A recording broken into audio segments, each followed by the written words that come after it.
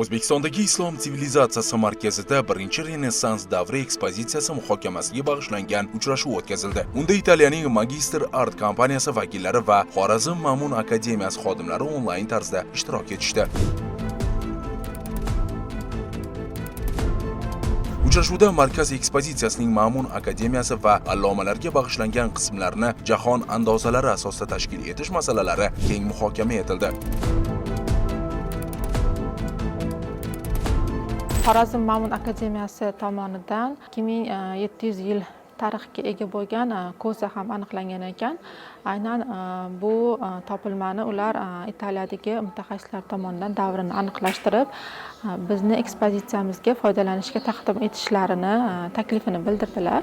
Magister Art kompaniyasi kreativ direktori birinchi Renessans davri uchun tayyorlanayotgan muzey eksponatlari, immersiv shou va undagi artefaktlarni boyitishda mahalliy olimlarning ko'magi kerakligi haqida gapirdi.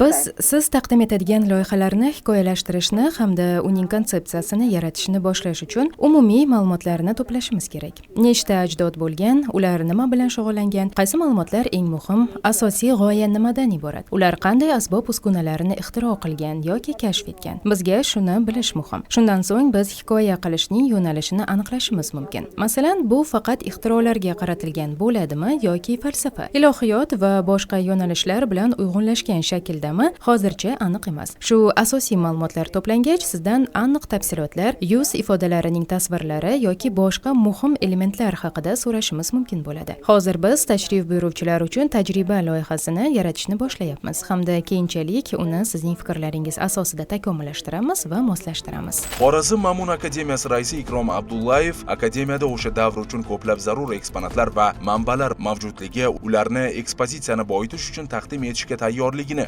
qolaversa akademiyada faoliyat yuritgan olimlar va ularning ixtirolari haqida 3D formatda roliklar taqdim etishini ma'lum qildi. Magister Art kompaniyasidagi vakillar aynan bizani birinchi Renessans davri ekspozitsiya zalining dizayni bilan shug'ullanishadi.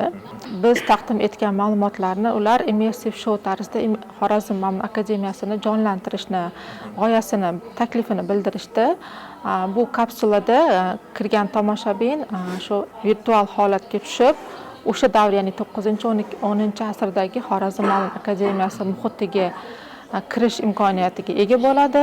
Shu virtual ko'rinishda ular tomonidan yasalgan asboblarni ushlab ko'rish, his qilish, shu davrni his qilish imkoniyatlari yaratiladi. Uchrashuv so'ngida yig'ilganlar hamkorlar bilan doimiy aloqalarni mustahkamlab qolish bo'yicha kelishib olishdi.